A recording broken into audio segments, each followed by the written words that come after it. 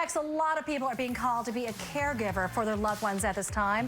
On the other side of the break, some helpful tips on how to keep your sanity in this incredibly stressful time. Welcome back, everyone. Being a caregiver to a loved one is not an easy job, but now with the added concerns of coronavirus, keeping both yourself and your loved one healthy has made an already difficult situation even more stressful than normal. So what steps should you be taking to ensure you are safe and healthy? And joining us now via Skype is Dave Nassaney, otherwise known as Caregiver Dave. Thanks so much for joining us. No problem. Thank you for having me. Yeah, first of all, we can start out how you became known as Caregiver Dave. Well, 23 years ago, my beautiful wife, Charlene, had a stroke. She lost her speech, became paralyzed on the right side, and in that moment, our world turned upside down. And she became angry and bitter most of the time, and I was concerned because I wasn't getting what I needed, and we almost broke up. But long story short, we hung in there, and now I became Dave the Caregiver's caregiver. I now host a syndicated radio show. I'm a best-selling author. I've spoken at Harvard with Suzanne Summers, and this is my 30-second TV show, just sharing my message, how caregivers can stay alive from the coronavirus and from their loved one, from killing them. And your wife is doing fine? She's doing great. Oh. She still cannot talk, but she can communicate non-verbally through Pictionary and charades, two games I hate, by the way, but I'm still learning to love, and she still can't walk, but we travel all over the world. She has a power chair, goes faster than me. And Dave, we mentioned with the coronavirus, we know that it impacts the elderly, also those with compromised immune systems. Caregivers, it is a tough job to begin with. What advice do you have for all of us? Well, caregivers right now are concerned with things like, oh my gosh, my loved one just fell and she might have a broken bone, but I don't want to take her to the ER because I might get infected. But my advice to you is, if your loved one fell, take her to the ER, get an X-ray.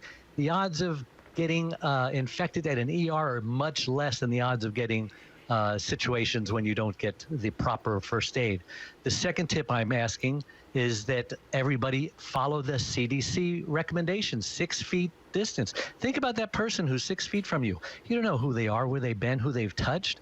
It reminds me of these public service announcements when I was a kid. They says, when you sleep with somebody, you just slept with everybody you've ever slept with in your life. Ooh, scary thought. That's where we're at again. Yeah, and now, Dave, also, here you also have know what to do if you're refused care by a healthcare provider. Let's talk about that. That's right. This actually happened on one of my employees. He had a fever, and he went to the ER, and they would not check him out because they said we're only doing the tests on the elderly. So I say ask a supervisor. Don't just take their word for it. Ask what policy that they're adhering to. And then some caregivers have elderly parents who are home alone. And so my advice to them, I know you're tempted to go visit them, but you don't want to infect them.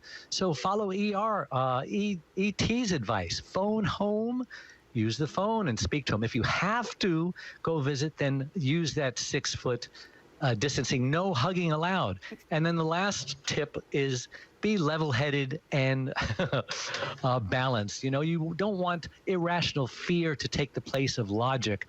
You want to just realize that some of the things you're afraid of, you're more likely to get struck by lightning twice or win the lottery. ERs are well equipped. You're not going to catch the virus there. They've got masks. They're distancing people. It's a safe place. If you need to go to the ER, go to the ER. And Dave, thanks so much for your tips. Real quick, what can we get more information and where can we hear your podcast and everything you do? Caregiverdave.com. I'm giving away 3 free gifts so that caregivers can thrive instead of stay alive, instead of survive. And caregiverdave.com. Just go there, and we want to be their online support. Thank you so much, Caregiver Dave, and sending a virtual hug to your lovely wife. Thank you so much. Thank you very much. Thank you for what you're doing. Rachel, over to you. All right. Thank you so much. Great interview, Maria.